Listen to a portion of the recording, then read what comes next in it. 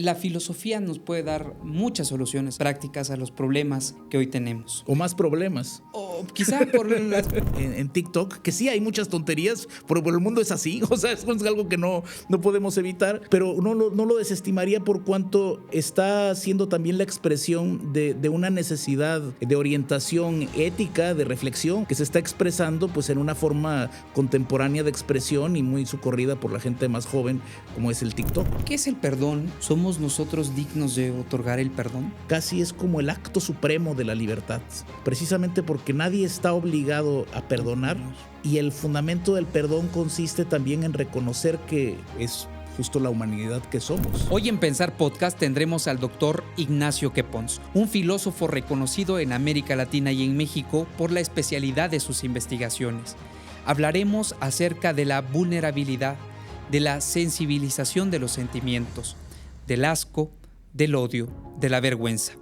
De estos temas desde un punto de vista filosófico, pero que también puedan ustedes enterarse de qué trata la filosofía del estoicismo, de cómo nos sirve la filosofía para la vida práctica de nuestra vida. No te olvides de suscribirte en nuestras redes sociales y dejarnos un like. Disfruta Pensar Podcast.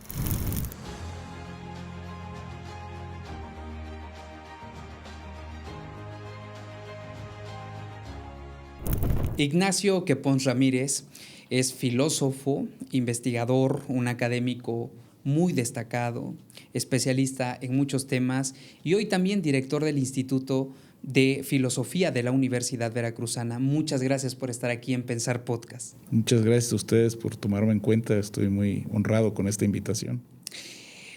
Querido Ignacio, Pensar Podcast es una plataforma que busca crear pensamientos propositivos y saludables a nuestra audiencia. Quisiéramos discurrir también en tus pensamientos y consultarte cuál ha sido ese pensamiento recurrente que has tenido en los últimos 3 meses de tu vida. Wow. Bueno, que el pensamiento recurrente, pues en los últimos 3 meses he pensado mucho en la vulnerabilidad, que es un tema que está en el centro de mi atención, de mi trabajo en la universidad, de mi trabajo de investigación, pero también pues forma parte de las preocupaciones pues que sí, como has dicho, los últimos 3 meses he pensado en la vulnerabilidad que a veces se asocia a algo negativo, sí, algo que más bien tendríamos que ocultar o ver la forma de desplazarlo, cuando algunos aspectos, o sea, yo pienso que tiene algunos aspectos positivos también, porque pensar en nuestra vulnerabilidad supone pensar en que no nos valemos a nosotros mismos de forma individual y pues clausurada, sino que justo pensar que somos vulnerables también nos abre a darnos cuenta de lo importante que es establecer vínculos con los demás. O sea, somos parte de una comunidad y justo estas situaciones, cuando nos confrontamos con nuestra vulnerabilidad, nos damos cuenta de que estamos en necesidad de acercarnos a otros, de pedir ayuda. Entendemos mucho acerca de nuestra humanidad cuando nos damos cuenta de que somos vulnerables y en modo alguno representa una dimensión, pues digamos, negativa o que tengamos que ocultar o sentirnos avergonzados, sino por el contrario, es justo la humanidad que somos. Pensaba también que no podemos vivir todas las vidas, pero quizá la que podemos vivir quisiera que pudiera vivirla hasta el final, o sea, en eso he pensado, ¿no? Y esto lo he pensado de la mano de esta dimensión de la vulnerabilidad y el eventual acabamiento de la vida. Es un tema que me ha inquietado en los últimos meses, pero claro, pensando en que tenemos que verlo, digamos, extraer la perspectiva positiva y saludable de estos pensamientos que en primera instancia pueden parecer incluso lúgubres. Abrumadores. Yo pienso que hay algo de positivo en ello. Yo pienso que hay algo de positivo e incluso una positividad más concreta de la que resulta de ciertas formas, a mi juicio, abstractas de lo que es ser positivo o saludable, ¿no? Positivo y saludable también es reconocer precisamente que tenemos límites, que dependemos de los demás, que estamos expuestos a enfermarnos, a sentirnos mal, pero también entender que en eso descansa nuestra humanidad y también de esa vulnerabilidad muchas veces podemos extraer la fuerza para afrontar los retos de nuestra vida. ¿Qué Pons? ¿Y cuál es la vida que vale la pena ser vivida? La vida que vale la pena ser vivida es la que vivimos, no hay otra vida. La vida que vale la pena vivir es la vida que estamos viviendo. La de nuestro presente. La de nuestro presente y también la que proyectamos hacia el futuro y también la que hemos vivido. Tenemos que vivirla pensando que ha valido la pena a pesar de todo. Incluso cuando muchas veces nos parece que las cosas no salieron como hubiéramos querido, es la vida que nos condujo a este presente. Lo mismo diría acerca de lo que dije sobre la vulnerabilidad y la interconexión entre los seres humanos. También hay una especie de sobreestimación del presente que lo aísla del pasado que hemos sido, que a veces ciertamente no siempre ha sido, de hecho la mayor parte de las veces no es como lo hubiéramos proyectado o deseado, pero también es entender, insisto, que el presente que somos es el pasado que fuimos.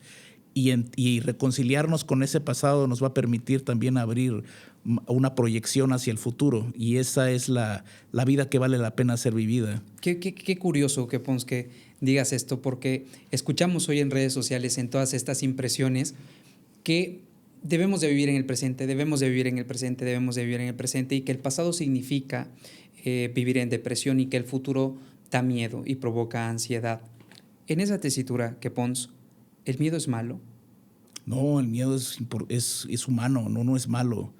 El miedo no es malo, de hecho, por el contrario, pienso que el miedo como tal es una forma en la cual se destaca precisamente, como dije al inicio una vez más, nuestra vulnerabilidad. Si no sintiéramos miedo, no nos daríamos cuenta de que hay cosas que nos pueden hacer daño.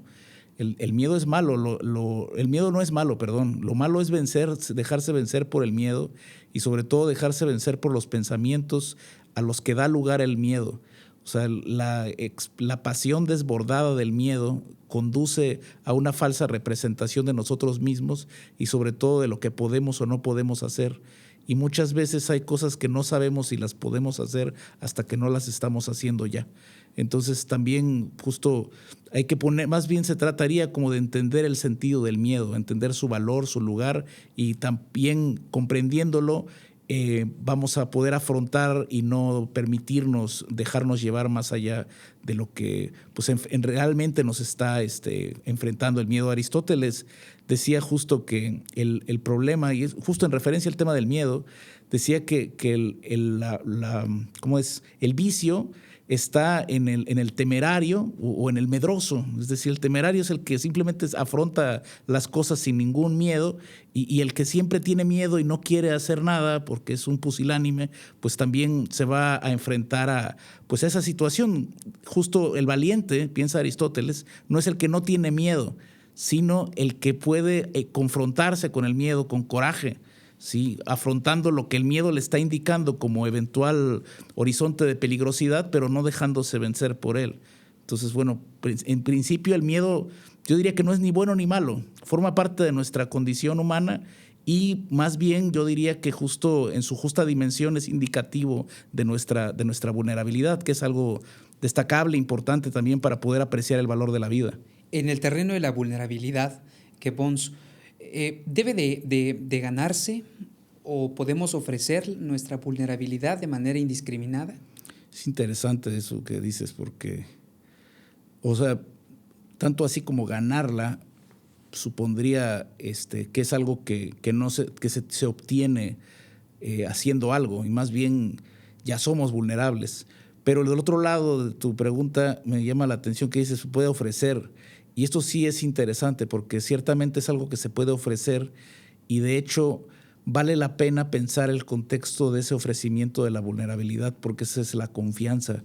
precisamente, que es un elemento decisivo en la formación de los vínculos humanos. Uno de mis colegas más apreciados, el profesor Esteban Marín Ávila, acaba de publicar un libro extraordinario sobre el tema de la confianza. Sus investigaciones van orientadas en esa dimensión, y justo un aspecto que él destaca es el lugar que tiene precisamente la vulnerabilidad como la dimensión que nos permite esa apertura, ofreciéndola, y porque de otra manera no podríamos establecer ese nexo decisivo en la conformación de los vínculos sociales, que es la confianza. ¿Y cómo ser vulnerables en una sociedad que recrimina a quien es vulnerable y que en este estratos social en el que vivimos tan violento nos genera mucha desconfianza ser vulnerables?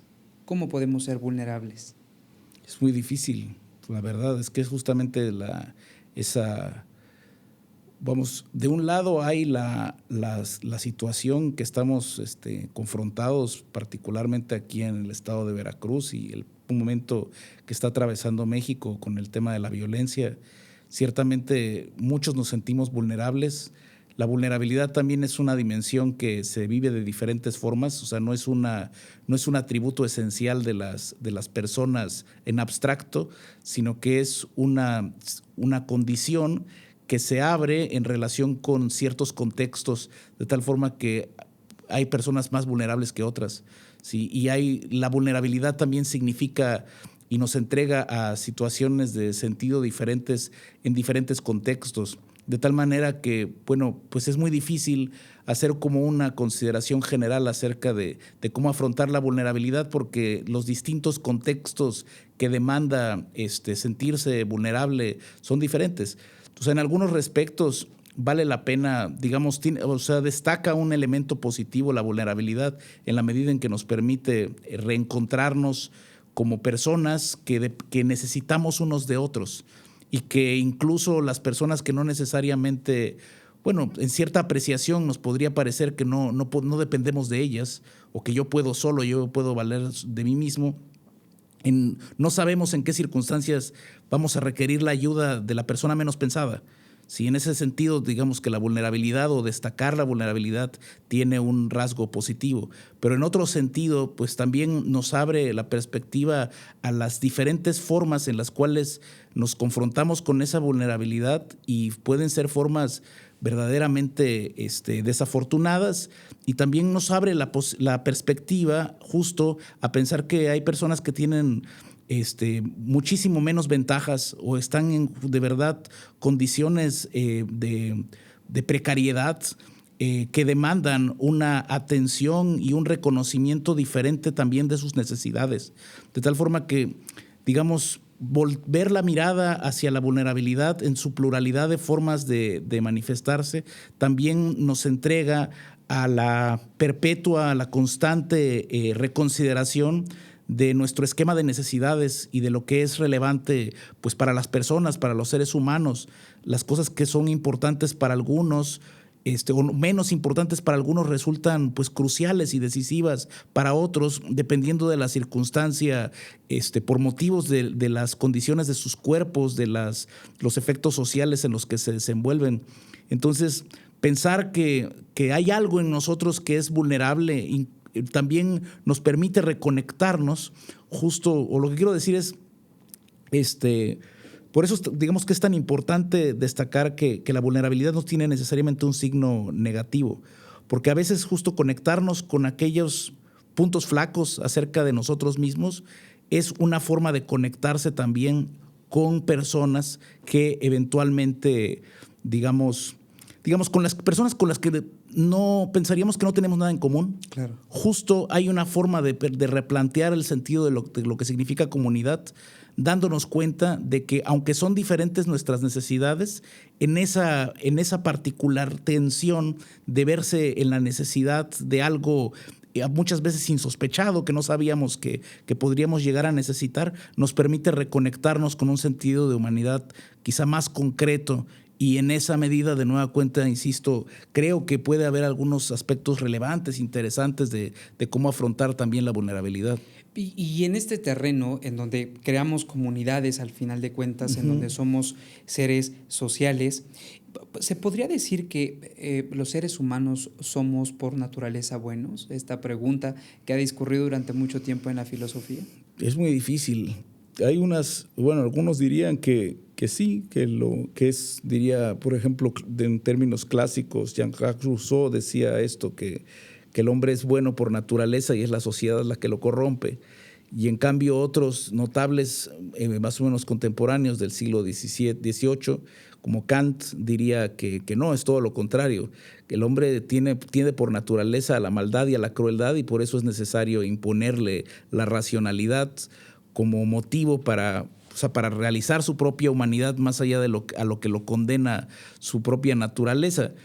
Y otras perspectivas dirían que quizá justo la naturaleza no es ni buena ni mala en principio, sino que más bien el bien y el mal vienen de consideraciones, digamos que son ajenas al orden de las cosas naturales, es decir, que suponen pues construcciones sociales o muchas veces responden a intereses ajenos a nuestra propia naturaleza, considerar qué es lo bueno y qué es lo malo.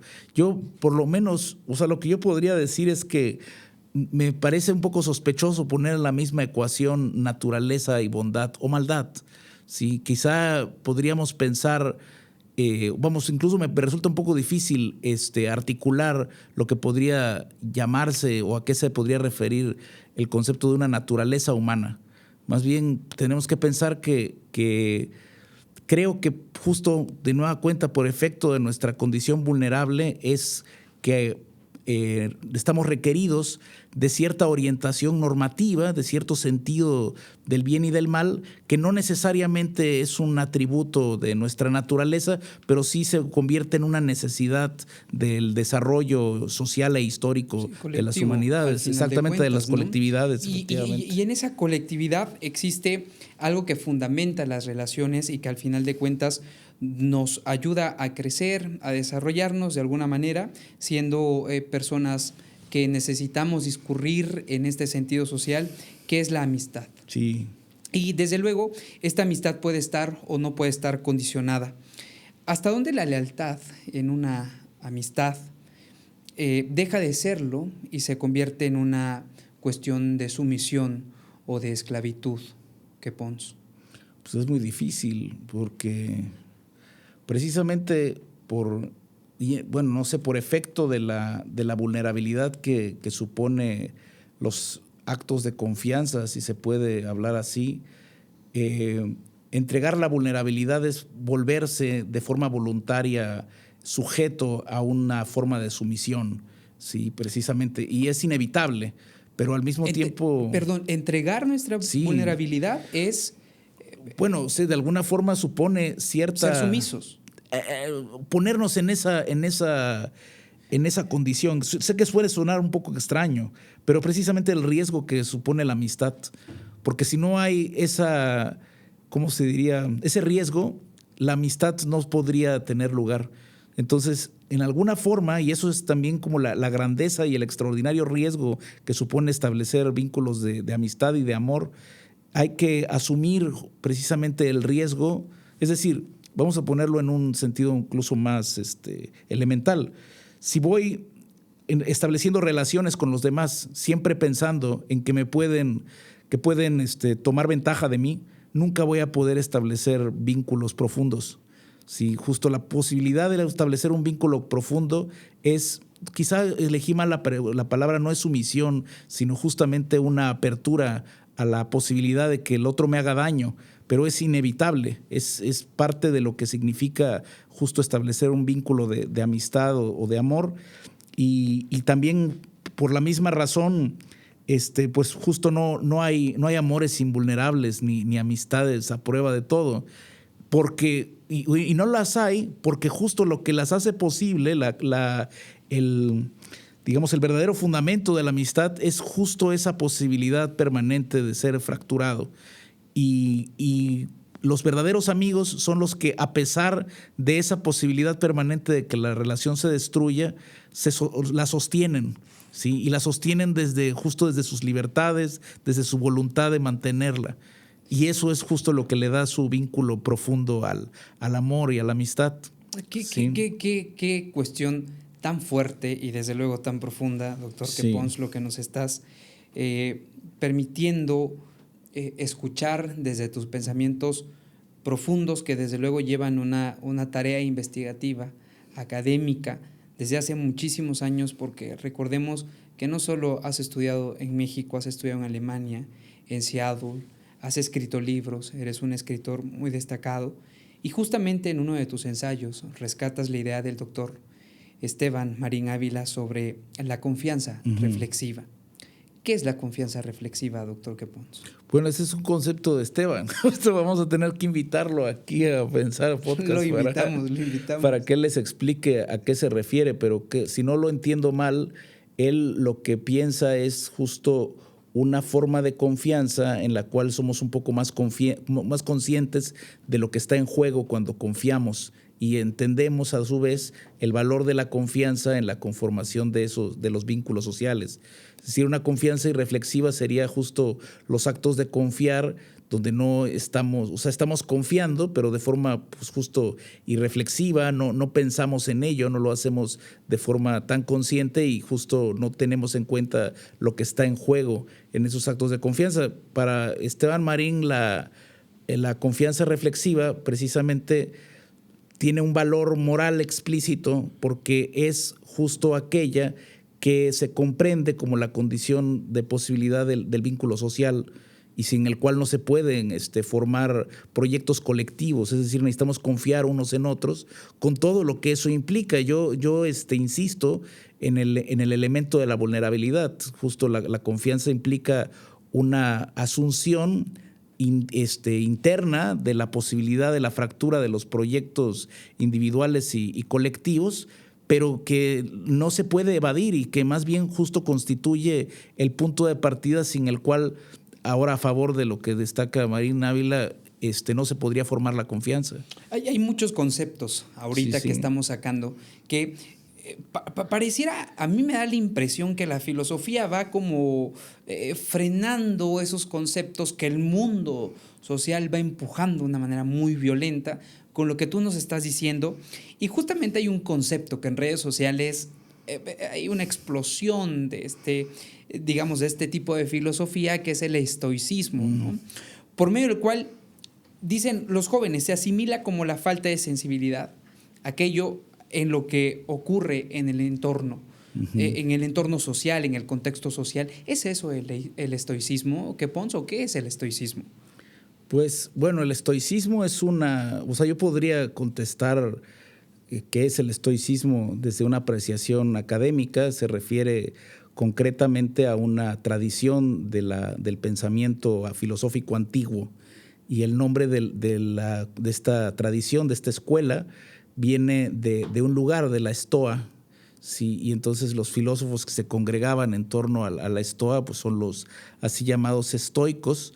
Y bueno, fue cultivada entre los filósofos antiguos de Grecia, del periodo así llamado helénico, es decir, periodo de mayor integración entre los pueblos griegos, y fue decisivo en el desarrollo de la filosofía romana y su posterior influencia dentro del cristianismo. En realidad es una de las tradiciones más consolidadas de la historia de la ética y concretamente de la así llamada ética de las virtudes.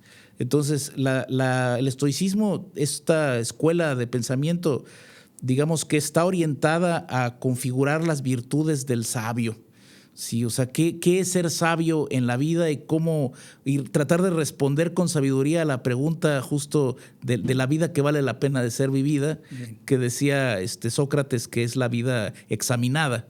Una vida sin examen no merece la pena de ser vivida. Entonces, este examen de la vida supone precisamente una atención a aquellos elementos que me van a afectar de forma determinante y bueno, lo que tiene que hacer el sabio estoico es hacer una evaluación acerca de qué es lo que realmente está en sus manos en medio de... Bueno, una cosa que tenemos que destacar es importante. El estoicismo surge, y quizás sea una de las razones por las que tiene esta pues esta inusitada, para mí completamente insospechada irrupción en nuestro tiempo, es que fue el resultado de un momento de globalización. Sí, bueno, claro, en aquel tiempo. Exactamente, guardando las respectivas distancias. Pero sí, justo coincide con una reconfiguración de la forma en la cual la gente se relacionaba con su entorno social, que antes pues era la así llamada polis, es decir, sus estados, ciudades, hacia la conformación de territorios cada vez más amplios, donde tenían que confrontarse con culturas y tradiciones muy diferentes. Entonces, en medio de estos cambios tan brutales, estos cambios también en los puntos de referencia, el estoicismo se constituyó como una posibilidad de mantenerse firme frente a la variedad de cambios y particularmente con el tema de las emociones. Entonces, los filósofos estoicos piensan, o sea, no se trata tanto, aunque sí es un elemento del estoicismo, la famosa apatheia, que justamente está, pues, tratar de tomar distancia del patos, que el patos es la pasión, la posibilidad de ser afectados por uno mismo, por el entorno. Entonces, los estoicos justo ponían particular atención no solo a lo que sentimos, y esto es donde se pone verdaderamente interesante, sino a lo que decimos acerca de lo que sentimos. Entonces, el tema no es tanto simplemente sentir o dejar de sentir, no podemos dejar de sentir. Eso es lo que nos coloca en la situación en la que estamos. Lo que está verdaderamente en nosotros es cómo afrontamos eso que sentimos. Entonces, cómo lo afrontamos tiene que ver con los juicios que hacemos acerca de lo que sentimos y de cómo nos sentimos. Y cómo esos juicios muchas veces precisamente pueden procurarnos en mayor o menor medida cierto espectro de actividades. Entonces, muchas veces pesa más nuestros propios pensamientos acerca de una situación incómoda que la propia incomodidad de la situación. Entonces, justo los filósofos estoicos nos orientan a pensar en cuáles son los alcances de lo que hoy día se llama sobrepensar. Muchas veces sobrepensamos las situaciones que nos estamos enfrentando. Por ejemplo, hoy en la mañana tenía que enfrentarme a una situación un poco compleja, que son las que demandan la vida administrativa en la universidad. Y justo tuve que hacer un ejercicio de suspensión de esos pensamientos que me estaban devorando por dentro, porque si no, no iba a poder afrontar las cosas que tenía que hacer, por ejemplo, hoy en la mañana. Y esto se aplica a cualquier circunstancia de la vida cotidiana. Sí, algo me queda claro escuchándote, doctor, es que la filosofía nos puede dar muchas soluciones prácticas a los problemas que hoy tenemos. O más problemas. O quizá por las cuestiones de generar pensamientos, efectivamente, ¿no? Y de hacernos muchas preguntas. Pero desde luego me queda muy claro que el estoicismo no es lo que vemos al final de cuentas en TikTok. Hay algo de eso, o sea, yo creo que hasta el reloj más descompuesto por lo menos una vez al día da la hora correctamente. Es decir, no diría que, no lo desestimaría. De hecho, ni siquiera tengo autoridad para desestimarlo porque casi no he visto esos videos. Mis alumnos a veces me comentan eso, pero yo creo que hay algo de ese. Es decir, pienso que hay una inquietud legítima, ¿sí? Y veo algo positivo, la recurrencia incluso al concepto del estoicismo. Es decir, podrían y seguramente pues podrían abrazar cualquier estupidez de estas que hay tantas en redes, y es de celebrarse, o por lo menos de tomarlo como algo positivo, que regresen. Que entre todo eso alguien haya puesto atención. Bueno, mira, está el estoicismo, y dentro de, pues no sé, cierto margen de relativa superficialidad con el que se puede afrontar ese tema, veo positivo que al menos surja el interés por la filosofía, y al mismo tiempo habla de un espacio de oportunidad para la filosofía. Es decir, no se debería desestimar sin más lo que está ocurriendo en TikTok, que sí hay muchas tonterías, pero el mundo es así, o sea, es algo que no podemos evitar, pero no lo desestimaría por cuanto está siendo también la expresión de una necesidad de orientación ética, de reflexión, justamente de pensamiento, que se está expresando pues en una forma contemporánea de expresión y muy socorrida por la gente más joven, como es el TikTok, por ejemplo. Sí, claro. Hay problemas sociales graves, como por ejemplo el fenómeno migratorio actual, donde hay deportaciones masivas de nuestro país vecino del norte, y quisiera consultarte cómo describiría, al menos Heidegger, el miedo de alguien que huye de una situación amenazante sin poder siquiera precisar cuál es ese peligro, doctor Quepons. Vaya, bueno, Heidegger.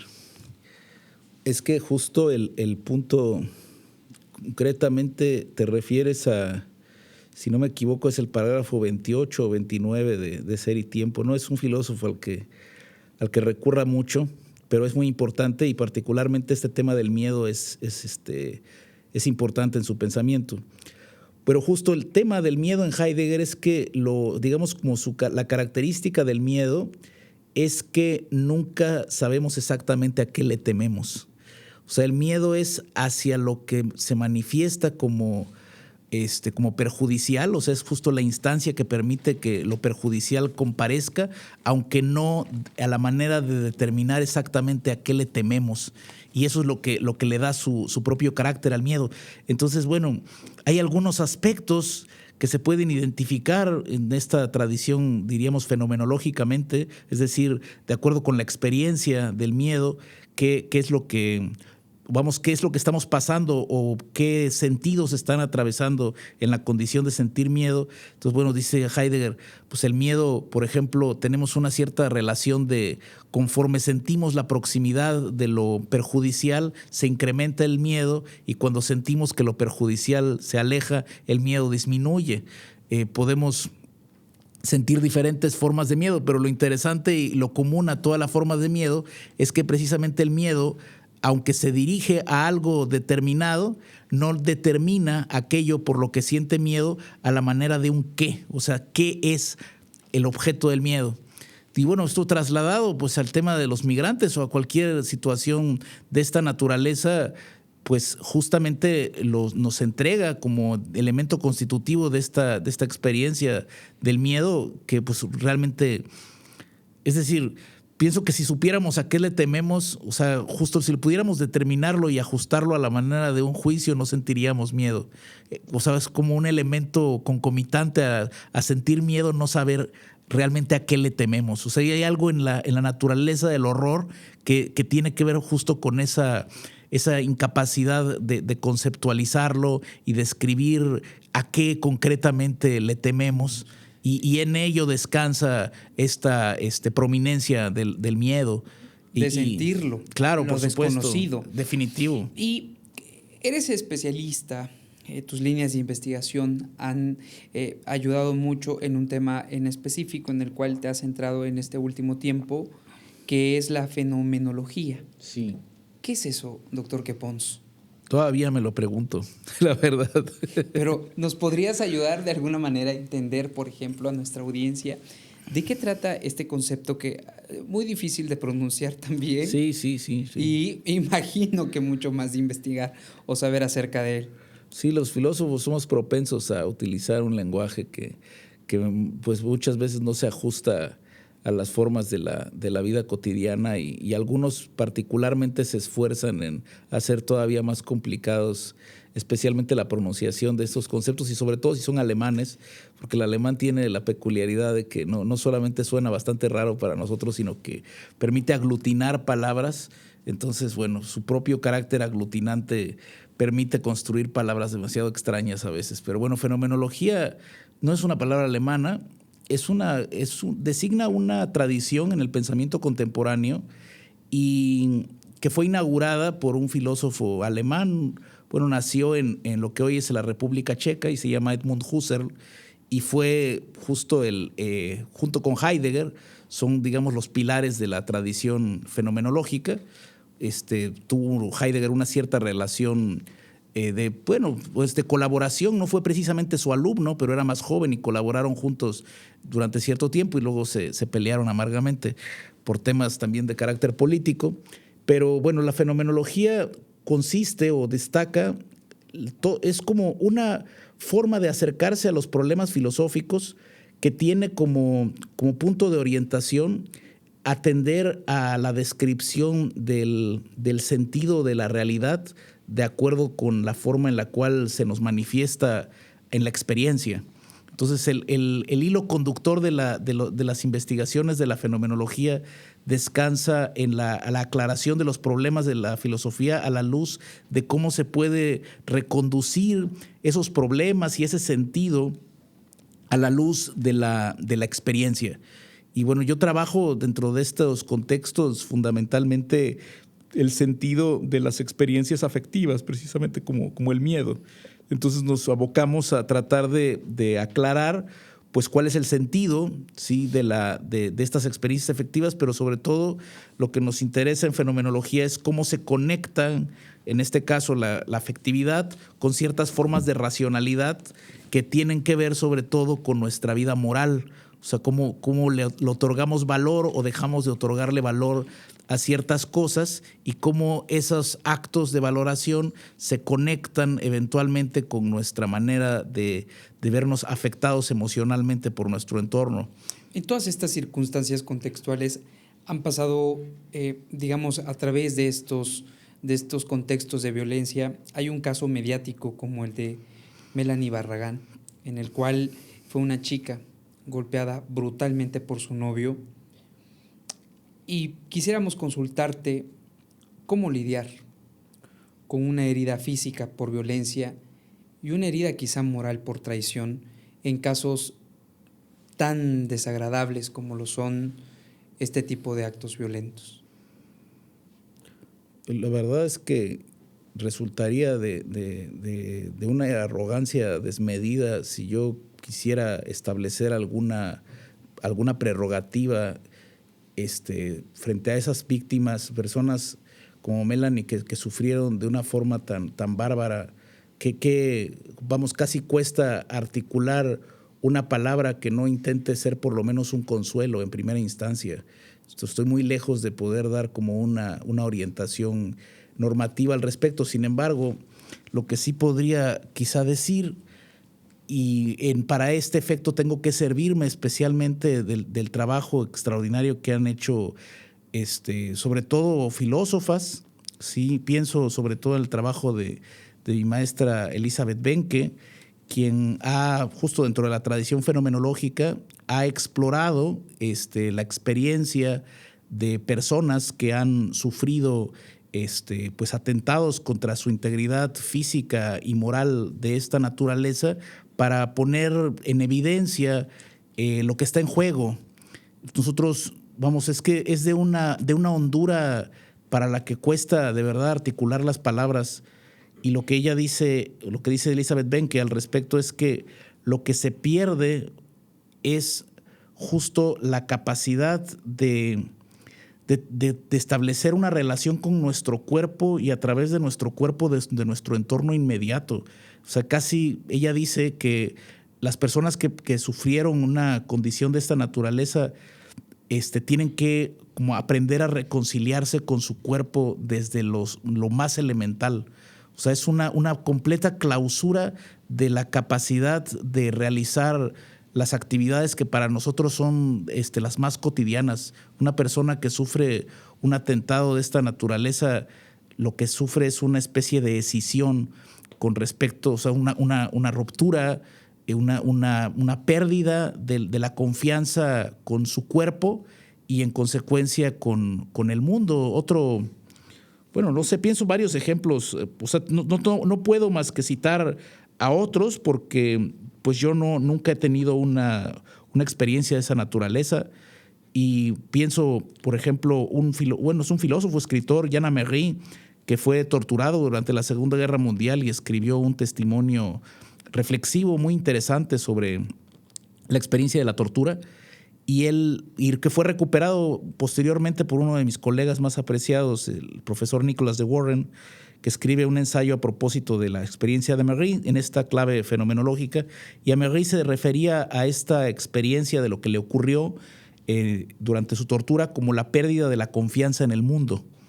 Entonces es una dimensión incluso más radical, o sea, es la exposición a nuestra vulnerabilidad al punto de no poder establecer vínculos de confianza en absoluto.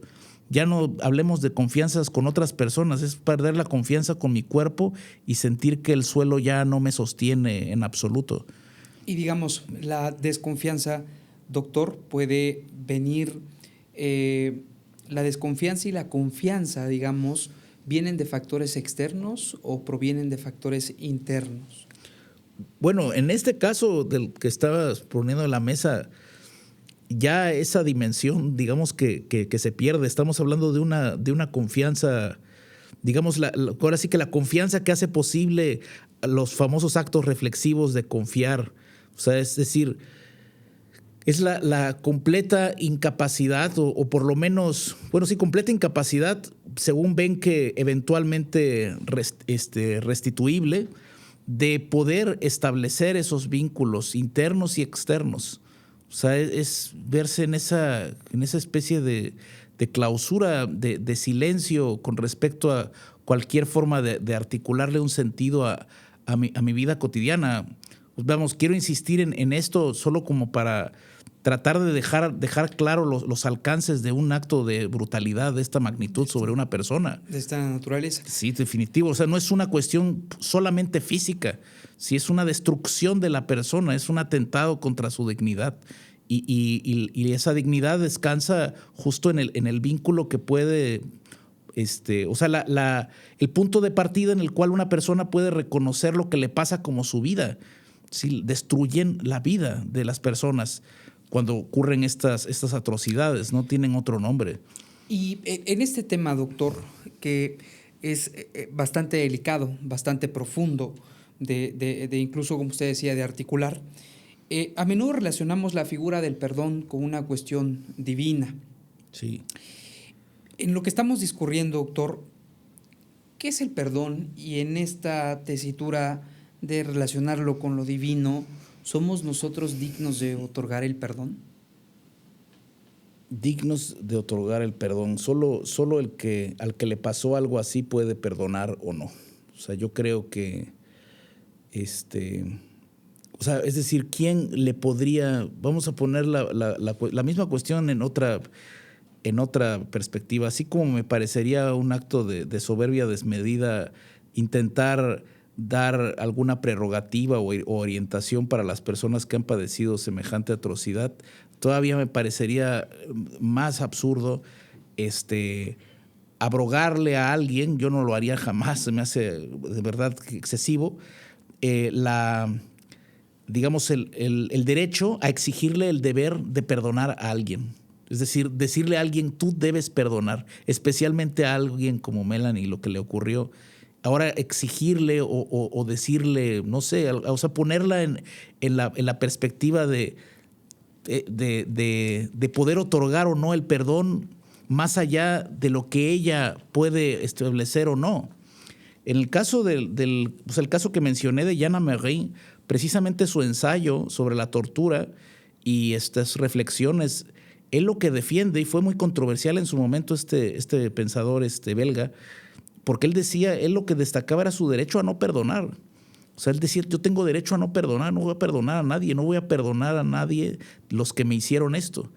Pero la investigación que hace Nicholas de Warren, que es un momento interesante, lo que él destaca es que en realidad la destrucción de la vida de Jana Marais fue tan contundente que lo que está ocurriendo es que él ya no puede perdonar.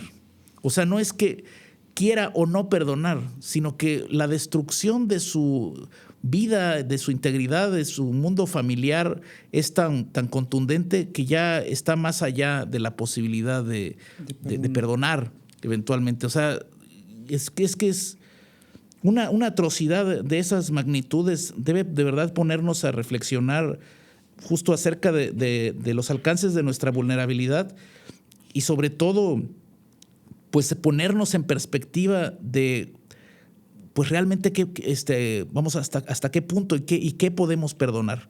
Hay otro filósofo que también mi colega, tengo muchos amigos que hacen filosofía, como te podrás imaginar, que se llama Mariano Crespo, y él tiene toda una teoría acerca del perdón, y él cree justamente que el perdón descansa, casi es como el acto supremo de la libertad, precisamente porque nadie está obligado a perdonar, y el fundamento del perdón consiste también en reconocer que el otro, es decir, bueno, él hace como varios lineamientos para identificar la experiencia del perdón. El perdón supone el reconocimiento de alguien que hizo un daño, que cometió una afrenta contra mí, y en ese sentido es a mí a quien le toca o no perdonar, y perdonarlo supone, de acuerdo con Crespo, el reconocimiento de que las personas son más que lo que hacen. Esa es su propuesta, su esquema. Es decir, que las personas son más que la suma de las cosas que hicieron y que mientras sigan vivos pueden, pues, demostrarnos que pueden ser diferentes, y eso es lo que constituye la condición de posibilidad del perdón. Entonces, bueno, pues yo no sé, creo que eso es lo que podría decir al respecto, ¿no? Doctor, tú destacas, bueno, más bien rescatas estas ideas de Colnay respecto a las emociones hostiles como el asco, como el odio, como la soberbia. Uh-huh. Considerando que la pérdida de sensibilidad al asco podría indicar un debilitamiento ético, ¿cómo se manifiesta esto último en fenómenos con la violencia actual? Sumamente interesante. El caso de Colnay. Colnay fue un filósofo. ¿De dónde era Colnay? Creo que era húngaro, no me acuerdo ahora de dónde era Colnay. Él escribió en alemán este ensayo famoso sobre el asco. Es un texto muy extraño, muy interesante, porque lo que Colnay quiere recuperar es tratar de hacer una comprensión acerca de la experiencia del asco que vaya más allá del fenómeno fisiológico. Es decir, ¿qué significado tiene para los seres humanos sentir asco? Y especialmente a donde lo quiere conducir, y es donde es más controversial Colnay, es a la experiencia del asco moral.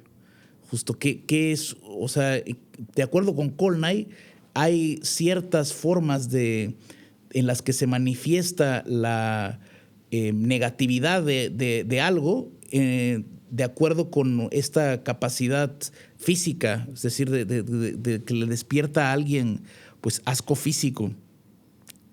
Es muy intuitivo, y muchas veces me he sentido yo, digamos, comprometido, o sea, situaciones de la naturaleza de los actos que cometen pues muchas personas, incluso, pues no sé, personas que están involucradas en distintos contextos de poder. Uno no puede dejar de sentir asco por ellos muchas veces. O más que por ellos, por las acciones que realizan, ¿no? O sea, situaciones como lo que está, pues no sé, las situaciones que están ocurriendo tan desafortunadas de las guerras que se están viviendo en este momento, y la naturalidad con la que se negocian bienes y tierras, y lo último en lo que se piensa es en las personas que están padeciendo la guerra, más allá de si le vamos a este país o pensamos que tal otro país tiene razón. Digo, alguien piensa en las personas, alguien piensa en los decenas de miles de muertos que ha dejado la guerra del Estado de Israel en Cisjordania, por ejemplo. Es una cosa que se queda uno, más allá de la justificación o no queriendo tomar partido, definitivamente hay actos de terrorismo que no se pueden justificar de ambos bandos, diría yo. Lo que verdaderamente nos confronta incluso al punto de sentir asco es la completa insensibilidad con respecto a todas esas personas que están sufriendo. La guerra es un fenómeno perturbador, y pues aunque se supone que tiene reglas, la realidad de las cosas es que cuando el Estado de Israel decide, por ejemplo, bloquear la ayuda humanitaria, o sea, estos bloqueos que producen hambrunas, uno dice, bueno, pero ¿qué es lo que está ocurriendo? Esto va más allá de una confrontación bélica. Es una especie, casi nos pone en la antesala de una especie de guerra de exterminio. ¿Qué podemos? Esa es la parte, justo a eso nos confronta Colnay. Sí, o sea, ciertas circunstancias de carácter moral que nos llevan al límite de ya no solo de la impotencia, sino de tener sentimientos verdaderamente hostiles hacia las acciones de ciertas personas. ¿Y esto parte de la soberbia, doctor? Y el tema, la soberbia. ¿Esto parte de la soberbia? Es decir, esta insensibilización. No lo sé, la verdad es que ya son personas como de otro planeta, los políticos de ese nivel. La verdad son personas a las que muchas veces me cuesta reconocerles la humanidad, honestamente, y lo cual sería muy soberbio de mi parte no reconocérselas, pero desafortunadamente cuando se pierde por completo el sentido de la humanidad y vale más cualquier mercancía que la vida de las personas, pues no sé, pienso que sí, eventualmente el poder tiene esa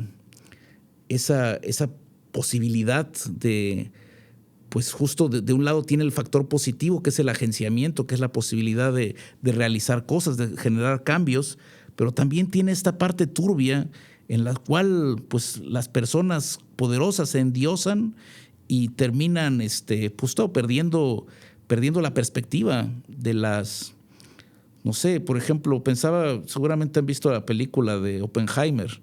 Hay una escena donde Oppenheimer, que es el que desarrolla la bomba atómica, está hablando con el presidente de Estados Unidos y le dice, siento que tengo las manos manchadas de sangre. Y el otro saca un pañuelo y le dice, tome, límpieselas, ¿no? O sea, cuando vi eso dije, definitivamente así piensan.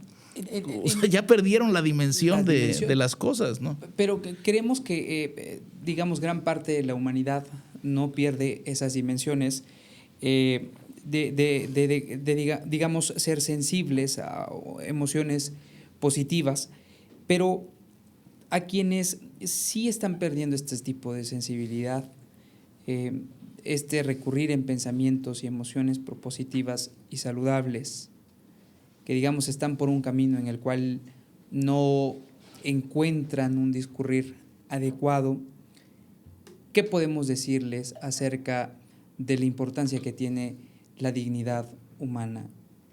Es que justo lo que no hay que perder de vista es que la dignidad no es un valor abstracto, sino que la dignidad es justo un valor al que debemos recurrir precisamente en los contextos en los que está el riesgo perderla. Si perderla, tanto a las personas que son vulneradas en su integridad como perderla en relación. O sea, cuando dije hace unos momentos que actitudes como las de esos políticos de altos vuelos que pierden todo sentido de humanidad, dije, me da asco porque me cuesta reconocer la humanidad de esas personas. Y eso también me vuelve a mí, en cierto modo, indigno. O sea, no está bien sentir esas cosas. Sí, o sea, las situaciones de la guerra, de esta deshumanización, esta falta de sensibilidad por lo más elemental de la vida humana, termina entregándonos a todos a un riesgo de perder nuestra dignidad en ambos lados, tanto a las personas que son vulneradas en lo más elemental de sus vidas, como a nosotros, cuando nos volvemos insensibles a esa condición. También hay algo de indigno en esa especie de falta de sensibilidad. Entonces, yo creo que justo una parte de esa falta de sensibilidad descansa en pensarnos invulnerables, todopoderosos, ¿sí? Pensar que todo lo podemos. Por eso hacía justamente la analogía con las personas que tienen mucho poder, y más bien, por extraño que pueda resultar al principio, reconectarnos con esa dimensión vulnerable, ¿sí? Con esa dimensión de estar expuestos al daño, esa dimensión que muchas veces nos da miedo enfrentar, esa dimensión de la confianza que nos coloca en una dimensión de fragilidad ante los demás, es precisamente el punto de partida que nos permite vincularnos con nuestra humanidad de una forma más concreta, ¿sí? Y desde ahí se puede extraer mucha positividad y una salud, sí, también de pensamientos saludables. O sea, pensamientos saludables que no vienen de una pura cháchara, de puro hablar, pues simplemente, pues porque no sé, de alguna forma también hay este riesgo, ¿no? De una especie de deber de ser felices, el deber de estar alegres todo el tiempo. No, más bien. Eso no se puede. No se puede, y en cierto modo no creo que sea tan saludable también. Claro. Más bien de lo que se trata es justo de reconocer en esta fragilidad la posibilidad de hacer más fuertes los vínculos humanos y construir una humanidad más concreta y más positiva, y en un sentido también más progresivo. Pues digo, una vez más, por extraño que resulte, o sea, de alguna forma lo que tenemos que hacer es minar esa representación que hace de nosotros seres invulnerables, autónomos, omnipotentes casi, o por lo menos que ocultan esa parte más, pues justo vulnerable y frágil. Hay algo positivo en esa fragilidad. Y es en ese reconocer que necesitamos ayuda de los demás, que reconocer que no podemos hacer todo lo que quisiéramos. Y reconocer que, bueno, justo en esa dimensión tenemos que estar también abiertos a estar y atentos a las necesidades de los demás, que no necesariamente son las nuestras. Es reconocer también que hay más mundo que el nuestro, hay más mundo que nuestra cotidianidad inmediata, y hay personas para las cuales un esfuerzo pequeño por parte de nosotros puede representar una diferencia extraordinaria cuando nos damos cuenta precisamente de que estamos en necesidad de ayudarnos unos a otros. Acostumbramos en Pensar Podcast, doctor Quepons, a preguntarle a nuestros invitados cuál es ese pensamiento que le dejarían sobre los temas que estamos tocando. En este caso, creo que hemos discurrido en una charla de muchos pensamientos propositivos, saludables, y queremos agradecerte, doctor Quepons, por estar con nosotros, por hacerle llegar a nuestra audiencia este tipo de pensamientos y dejarte el micrófono libre para que tú digas algo que quieras que las personas escuchen, quienes te escuchan alrededor del mundo. La verdad, pues no lo sé. ¿Qué podría decir? Pues yo creo que lo que puedo decir es agradecer. Sí, lo que quiero es agradecer a las personas que me escucharon, que me están escuchando en este momento, agradecerles a ustedes el espacio. Naturalmente es un honor, es algo que, pues sí, un honor completamente inmerecido por lo demás, y que aprecio sobre todo como el espacio para una persona de la profesión que ejerzo, que es una profesión bastante peculiar, o sea, no es tan común, o no sé cómo decirlo, no. A nosotros nos cuesta, digamos, a hablar el lenguaje que habla la gente. Cuando Sócrates fue llevado al Senado de Atenas a comparecer, lo primero que hace es pedir disculpas porque habla la lengua de un extranjero.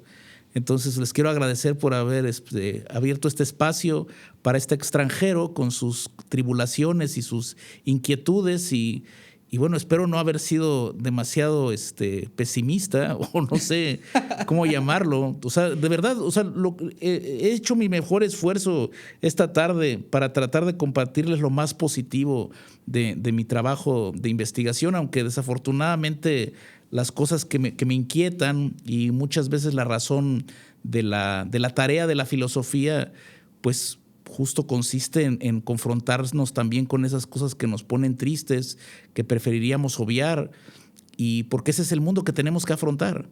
Pero tampoco se hace filosofía justo para entristecerse, sí para entristecer a otros, los que no quieren pensar, pero no para entristecerse, sino todo lo contrario. Pienso que la filosofía es, dice Spinoza, motivo de gozo infinito, y su verdadera potencia justo es tratar de comunicar este placer, esta alegría por la reflexión, por el estudio, compartir pues estos pensamientos. Es una riqueza muy especial, porque es una riqueza que se puede compartir infinitamente sin hacernos más pobres por compartirla, y en esa medida creo que tiene un valor mucho más alto que cualquier bien material. Y en cualquier caso, insisto, y quizá pues quisiera justo que este fuera lo que les estoy, digamos, entregando al final. Muchas gracias. O sea, un agradecimiento sincero a este espacio, y un reconocimiento por la labor tan importante que están haciendo al promover justo pues espacios alternativos diferentes para la difusión y el desarrollo del pensar. Muchas gracias. Gracias a usted, doctor Quepons.